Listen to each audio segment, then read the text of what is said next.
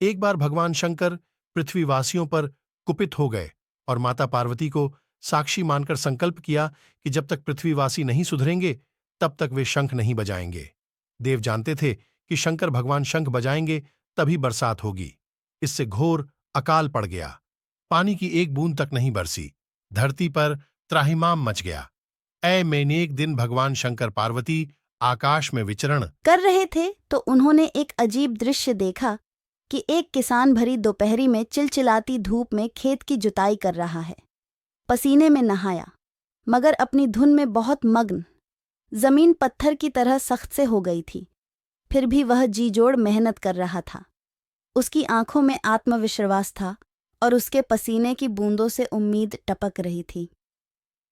भोलेनाथ और पार्वती बदले हुए वेश आकाश से नीचे उतरे और उससे कहा, अरे भाई, तू क्यों बेकार कष्ट उठा रहा है? सूखी बंजर धरती में केवल पसीने बहाने से ही खेती नहीं होती। किसान ने हल चलाते चलाते ही जवाब दिया, हाँ, बिल्कुल ठीक कह रहे हैं श्रीमान, मगर हल चलने का गुण भूल न जाऊं, इसलिए मैं हर साल पूरी लगन के साथ जुताई करता हूं। करना भूल गया तो केवल वर्षा से खेती हो सकेगी। जुताइयां मेहनत का अपना ही परम आनंद है। मैं लोभ के लिए खेती नहीं करता। भगवान शिव तुरंत और तत्काल प्रसन्न होने वाले देवता हैं, इसीलिए उन्हें आशुतोष कहा जाता है। आइए जानते हैं भगवान शिव को प्रिय 11 ऐसी सामग्री जो अर्पित करने से भोलेनाथ हर कामना पूरी करते हैं। यह 11 सामग्री हैं: जल, बिल्वपत्र, आंकड़ा, धतूरा, भांग, कर्पूर, दूध, चावल, चंदन, भस्म, रुद्राक्ष। बिल्वपत्र भगवान के 3 नेत्रों का प्रतीक है। बिल्वपत्र 3 पत्तियों वाला बिल्वपत्र शिव जी को अत्यंत प्रिय है। प्रभु आशुतोष के पूजन में अभिषेक व बिल्वपत्र का प्रथम स्थान है। आराशियों ने कहा है कि बिल्वपत्र भोले भंडारी को चढ़ाना एवं 1 करोड़ कन्याओं के कन्यादान का फल एक समान है। भगवान के 3 नेत्रों का प्रतीक है बिल्वपत्र। आंकड़ा शास्त्रों के मुताबिक शिव पूजा में 1 आंकड़े का फूल चढ़ाना सोने के दान के बराबर फल देता है। धतूरा भगवान शिव को धतूरा भी अत्यंत प्रिय है। इसके पीछे पुराणों में जहां धार्मिक कारण बताया गया है, वहीं इसका वैज्ञानिक आधार भी है। भगवान शिव को कैलाश पर्वत पर रहते हैं। यह अत्यंत ठंडा क्षेत्र है जहां ऐसे आहार और औषधि की जरूरत होती है जो शरीर को ऊष्मा प्रदान करे। वैज्ञानिक दृष्टि से धतूरा सीमित मात्रा में लिया जाए तो औषधि का काम करता है और शरीर को अंदर से गर्म रखता है, जबकि धार्मिक दृष्टि से इसका कारण देवी भागवत पुराण में बताया गया है। इस पुराण के अनुसार शिवजी ने जब सागर मंथन से निकले हलाहल विष को पी लिया, तब वह व्याकुल होने लगे। तब अश्विनी कुमारों ने भांग, धतूरा, बेल आदि औषधियों से शिवजी की व्याकुलता दूर की।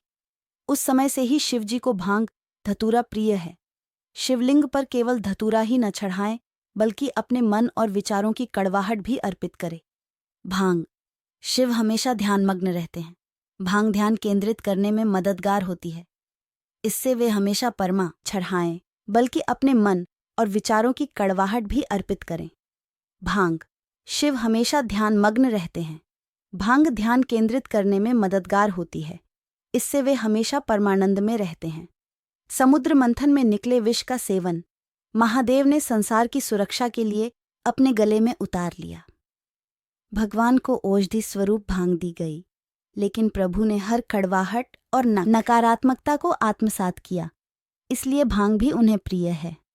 भगवान शिव को इस बात के लिए भी जाना जाता है कि इस संसार में व्याप्त हर बुराई और हर नकारात्मक चीज को अपने भीतर ग्रहण कर लेते हैं और अपने भक्तों की विष से रक्षा करते हैं। कर्पूर भगवान शिव का प्रिय मंत्र है कर्पूर गौरम करुणावतारम, यानी जो कर्पूर के समान उज्ज्वल है। कर्पूर की सुगंध वातावरण को शुद्ध और पवित्र बनाती है। भगवान भोलेनाथ को इस महक से प्यार है, अतः कर्पूर शिव पूजन में अनिवार्य है।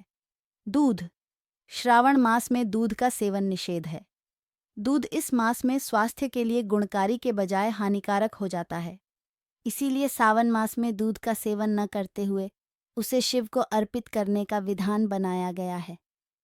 चावल। चावल को अक्षत भी कहा जाता है और अक्षत का अर्थ होता है जो टूटा न हो। इसका रंग सफेद होता है। पूजन में अक्षत का उपयोग अनिवार्य है। किसी भी पूजन के समय गुलाल, हल्दी, अबीर और कुंकुम अर्पित करने के बाद अक्षत चढ़ाए जाते हैं। अक्षत न हो तो शिव पूजा पूर्ण नहीं मानी जाती। यहाँ तक कि पूजा में आवश्यक कोई सामग्री अनुपलब्ध हो तो उसके एवज में भी चावल चढ़ाए जाते हैं। चंदन। चंदन का संबंध शीतलता से है। भगवान शिव मस्तक पर चंदन का त्रिपुंड लगाते हैं।